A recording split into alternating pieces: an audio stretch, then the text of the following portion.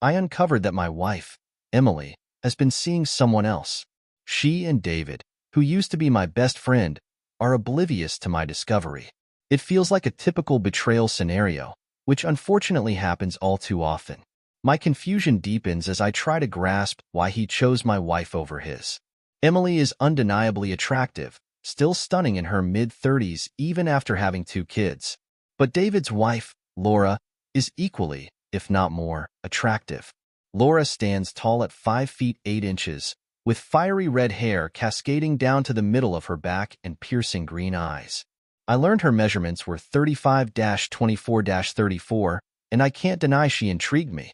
After finding out about Emily and David, I was paralyzed with inaction for weeks, struggling to figure out my next steps. My love for Emily complicated the decision of whether our marriage could be salvaged. Finally, I decided to confront Emily on Friday, but had to delay it until Monday because she rushed to aid a sick friend. I was certain that if I called David to play golf, Laura would tell me he was away for the weekend. My parents had taken the kids to their cabin, leaving me with an unusually quiet weekend, which could potentially be my last. I stopped on my way home to buy a case of beer, determined to empty all 24 bottles by Sunday night. Once home, I put on some comfortable clothes and headed to the kitchen to prepare a simple dinner. As I was rummaging for mustard, the doorbell rang. Opening the door, I found Laura standing there, dressed in a tank top with no bra and slippers on her feet. Her presence instantly stirred something within me. "Are you busy?" she asked. "Not really, just making dinner and having a beer. Want to join?" I replied. "Sure, I could use some company," she said as she stepped inside. In the kitchen, she sat at the table while I poured her a glass of Merlot, knowing she didn't drink beer. Dinner was simple, hot dogs and baked beans. We sat down to eat, and I couldn't help but ask, "What brings you here?" "Do you know where Emily is?" she inquired. "She's helping a sick friend." "Why?" I responded. "Well, you should know that David and Emily are at Arrowhead Lodge, in room 140, she revealed. I wasn't aware of their exact location, but I had suspected Emily's infidelity for weeks. Laura went on to explain how she found a condom wrapper in David's pants pocket while doing laundry. They were trying for a baby and didn't use condoms, so she hired a private investigator with her father's inheritance. The investigator confirmed their trysts during long lunches and late nights at the office. I listened as she recounted how she overheard David referring to Emily as his lover on a phone call. Despite knowing about their affair, Laura was unsure about what to do next. She had decided to confront David when he returned. Then, unexpectedly, she made a move. "I see how you look at me," she said, sitting on my lap. "We're both free from our marital obligations now." Her boldness shocked me, but I couldn't deny the attraction. She leaned in and kissed me. We decided to exact our revenge by making love on Emily's side of the bed, and then on David's. The intensity of the encounter left us both breathless and wanting more. The next morning, as I watched Laura sleeping, I reflected on the fact that my actions had lowered me to Emily's level. Despite the justification that her betrayal freed me from my vows, the guilt was unavoidable.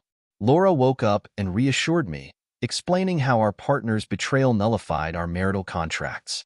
Over breakfast, Laura laid out a plan for us to continue our affair discreetly, suggesting we use burner phones to avoid detection.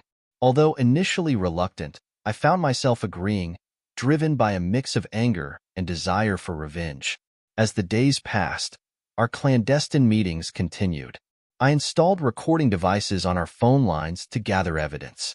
Emily's behavior remained suspicious, and I grew more determined to confront her. Finally, the day arrived. Emily returned home, unaware of my knowledge. I confronted her, laying out the evidence of her infidelity. She broke down, and our marriage seemed irreparably damaged. Laura and I continued our affair, each encounter intensifying our bond and mutual resentment towards our spouses. Laura and I delved deeper into our clandestine relationship, meeting twice a week, driven by a mix of vengeance and passion. Our shared desire to retaliate against our spouse's betrayal created a unique bond between us. Each rendezvous intensified my feelings of conflict, guilt, and doubt. One morning, while lying in bed with Laura, she turned to me, her eyes filled with determination. "I'm pregnant," she said softly. Congratulations, Dad. A surge of emotions flooded through me. How does Josh feel about this? He doesn't know yet. I needed to tell the baby's father first. Now, I can tell Josh. I nodded, processing the gravity of the situation. The only thing we haven't done is go away for a weekend together. I think we owe it to ourselves to celebrate your pregnancy, even if just once. Laura's face lit up. Funny you should mention that. Josh has to fly to San Diego this weekend to deal with his father's estate. He'll be gone until Monday. If you can find a way to get away, we can have the weekend to ourselves. I think I can manage that, I replied, already formulating a plan. I called my brother, Steve, who lived in another state, and asked him to call my house after I left for work the next morning, pretending to need me for a family emergency. Steve agreed, understanding the unspoken reasons behind my request. The next morning, as planned, Steve called Emily shortly after I left for work. You need to call your husband. It's urgent, he said, spinning the tale we had concocted. Emily relayed the message to me, and I pretended to be shocked and concerned, informing her that I had to fly out to help Steve. That afternoon, I called Laura to confirm our plans. Everything's set. We'll go away for the weekend, I said, feeling a mix of excitement and trepidation. We chose Arrowhead Lodge, booking the same room Emily and David had used. The irony wasn't lost on me. That Friday, I left work early, packed my bags, and headed to the lodge. Laura arrived shortly after, and we spent the weekend indulging in each other, free from the burdens of our deceitful marriages. We made love constantly, our passion fueled by a shared sense of revenge and liberation. The intensity of our connection made me momentarily forget the complications waiting for us back home. By Monday morning, we were exhausted but content, promising each other we would do it again. Returning home, I checked the recordings from the previous days. Steve had called on Friday morning, as planned, and minutes after he hung up, David had called Emily. Have you figured out how to free yourself for the weekend? David asked. No, I couldn't come up with anything, and honestly, I don't want to. I feel guilty for what I'm doing. I love Bob, and he deserves better than a cheating wife, Emily responded.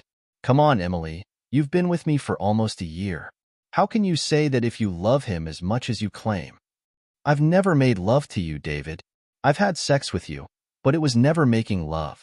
The only man I make love to is Bob, she declared. David was taken aback. If you love him so much, why are you with me? The thrill of doing something forbidden, I suppose. But I've realized that the excitement isn't worth the risk of losing Bob. It's over, David. I need to focus on my marriage, Emily said firmly. Listening to the recording, I felt a wave of relief and confusion. Emily's words suggested remorse and a desire to mend our relationship, but the trust had been shattered. Could I ever truly forgive her? I called Laura to share the news. Emily broke it off with David. She says she wants to focus on our marriage. Laura sighed. It sounds like she's starting to think with her head, realizing what she stands to lose. What are you going to do? I don't know. Trust is gone, even if she never sees David again. There's always the chance she'll seek that thrill with someone else down the line. Laura paused before speaking. If you stay with her, you'll always wonder. But if you leave, you'll be giving up on your family. You have to decide what's more important. Her words echoed in my mind. The kids, Mike and Anna, were my primary concern. A divorce would tear them apart, and I wasn't sure I could live with that. But staying with Emily felt like a betrayal of myself. The next few weeks were a blur of indecision. Laura and I continued our affair, and she grew more determined to have another child. Josh wanted a son, and she was committed to making him raise my child. As she neared the end of her pregnancy, we knew our time together would soon come to an end. When Laura gave birth to twins, I felt a strange mix of pride and sadness. We had achieved our goal of revenge, but the future remained uncertain. 2 years later, Laura became pregnant again, this time with a boy. We continued our affair until her 8th month, then decided it was time to end it for good. Josh got a promotion that required him to move, and I haven't seen or spoken to Laura since. It's been 6 years, and I still monitor Emily's actions, wary of any signs of infidelity. She seems committed to our family, and I'm rethinking my plan to leave when the kids turn 18. For now, I'm waiting, watching, and hoping that our past mistakes don't define our future. Only time will tell if our fragile peace can last. Life resumed its new, precarious normal. My secret encounters with Laura became a regular escape from the painful reality at home. Emily seemed oblivious, or perhaps she was just pretending, masking her guilt with forced normalcy. One evening, as I was settling in with the kids after work, there was a knock at the door. To my surprise, it was David. He wore a strained smile, and I could sense something was off. "Hey, can we talk?" he asked, glancing around nervously. "Sure," I replied, leading him to the living room while the kids played upstairs. David sat down heavily, running a hand through his hair. "I've been thinking a lot lately," he started, his voice hesitant, "about everything that's happened, about Emily and me." I kept my face neutral, despite the turmoil inside. "And what have you been thinking?" David sighed, looking me in the eye. "I want to come clean. I can't keep doing this. It's eating me alive." A mix of anger and curiosity flared within me. "What exactly do you want to confess?" David swallowed hard. "Emily and we've been seeing each other. But you probably already knew that." I nodded slowly. "Yes, I did." His eyes widened in surprise, then narrowed in confusion. "You knew? And you didn't do anything?" "I was waiting for the right moment," I said, my voice steady. David looked down at his hands. "I'm sorry." "I never meant for this to happen. It started as a mistake, and then it just kept going. Why are you telling me this now?" I asked, struggling to keep my composure. "Because I can't live with the guilt anymore. I love Laura, and I want to make things right with her. I don't want to lose my family," he confessed. I stared at him, the irony of his words not lost on me. "So, what do you plan to do?" "I'm ending it with Emily," he said firmly. "I'm going to tell Laura everything and hope she can forgive me." The room was thick with tension. I took a deep breath, trying to process his words. "You know this won't be easy. Laura might not forgive you." "I know," he admitted, "but I have to try." For a moment, I felt a flicker of sympathy for David. Despite everything, he seemed genuinely remorseful. "Good luck," I said finally. "I hope it works out for you." David left shortly after, and I was left alone with my thoughts. His confession added another layer to the tangled web of our lives. I wondered how Laura would react, and what this meant for our own relationship. The next day, I called Laura to tell her about David's visit. "He wants to come clean to you," I said. "He's ending it with Emily." Laura was silent for a moment. "Interesting. Do you think he's sincere?" I do. "He seemed genuinely remorseful," I replied. "Well, this could complicate things," she mused. "But it might also give us a chance to figure out our next steps." "Agreed," I said. "We need to be careful." As days turned into weeks, David and Emily's affair came to an end. David confessed everything to Laura, who decided to stay with him and try to rebuild their marriage. The revelation brought a mix of relief and uncertainty to my life. Emily seemed genuinely repentant, but the trust between us was shattered. Laura and I continued our secret meetings, but the intensity of our encounters began to wane. We were both tired of the deception and the emotional toll it was taking on us. One evening, as Laura and I lay in bed after another clandestine meeting, she turned to me, her expression thoughtful. "We need to figure out what we're going to do," she said. "This can't go on forever." "I know," I replied, feeling the weight of her words. "But what's the alternative?" Laura sighed. "We can't keep living like this. It's not fair to anyone involved. We need a plan." We spent the next few weeks discussing our options. Laura was determined to stay with Josh for the sake of their children, but she also wanted to find a way to maintain our relationship. We considered various scenarios, from continuing our affair in secret to ending it and focusing on our marriages. Eventually, we settled on a compromise. We would slowly distance ourselves from each other, reducing the frequency of our meetings until they stopped altogether. This would give us both time to focus on our families and decide if we wanted to stay in our marriages or move on. The transition was difficult, but we managed to stick to our plan. Laura focused on repairing her relationship with Josh, while I tried to rebuild the trust with Emily. It wasn't easy, but the gradual separation allowed us to reflect on what we truly wanted. As Laura and I reduced our meetings, I continued to monitor Emily's actions, wary of any signs of infidelity. I installed a new recording device on our phone line, determined to gather as much evidence as possible. One evening, Emily mentioned that she was going out for drinks with her colleagues. My suspicion flared, but I kept my emotions in check. I listened to the recordings later that night and heard her making plans to meet someone. The voice on the other end was unfamiliar, but the conversation was clearly more than just a friendly chat. I decided to follow her the next time she went out. I needed to know if she was truly committed to our marriage or if she was slipping back into old habits. The following week, when Emily mentioned another night out with colleagues, I prepared myself. After she left, I waited a few minutes and then followed her. She drove to a nearby bar, and I parked a safe distance away, watching as she entered. A few minutes later, a man joined her at the bar. They talked closely, their body language unmistakably intimate. My heart sank as I realized that despite her promises, Emily was still seeking excitement outside our marriage. I waited until Emily returned home before confronting her. She seemed surprised to see me still awake. "How was your night?" I asked, trying to keep my voice steady. "It was fine," she replied, avoiding my gaze. "Just drinks with the team." "Who was the guy you met?" I asked bluntly. Emily's face paled. "What are you talking about?" "I followed you tonight, Emily. I saw you with him," I said, my anger barely contained. She looked at me, a mixture of guilt and defiance in her eyes. "It was just a drink. It meant nothing." "Nothing? After everything we've been through, you're still lying to me," I said, my voice rising. "I'm sorry," she whispered. "I didn't know how to stop." "Maybe we can't fix this," I said, feeling a mix of sadness and resignation. "Maybe it's time we go our separate ways." Emily nodded slowly, tears welling up in her eyes. "Maybe you're right." The next few days were a blur of painful conversations and difficult decisions. We agreed to separate, taking time to figure out what we wanted for ourselves and our children.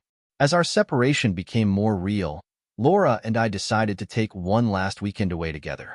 We needed closure, a chance to say goodbye to the relationship that had given us both solace and pain. We returned to Arrowhead Lodge, the place where our affair had begun. The weekend was bittersweet, filled with moments of intense passion and quiet reflection. We talked about our future, our fears, and our hopes. By the end of the weekend, we had made peace with our decision to part ways. Returning home, I felt a strange mix of relief and sadness. Emily and I finalized our separation, agreeing to co-parent our children with as much cooperation as possible. Laura and I stopped seeing each other, focusing on rebuilding our respective families. The transition was challenging, but over time, things began to stabilize.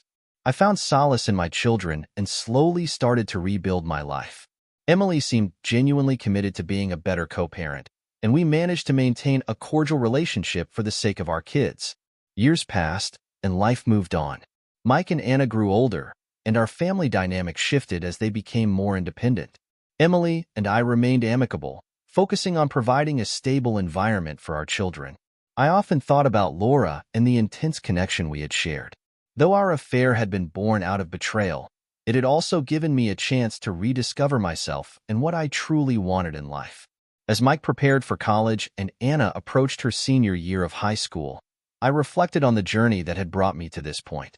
The pain and betrayal had left scars, but they had also taught me valuable lessons about love, trust, and resilience. In the end, I chose to remain single, focusing on my children and my own personal growth. The wounds from the past had healed, and I was ready to embrace a future defined by honesty and self-awareness.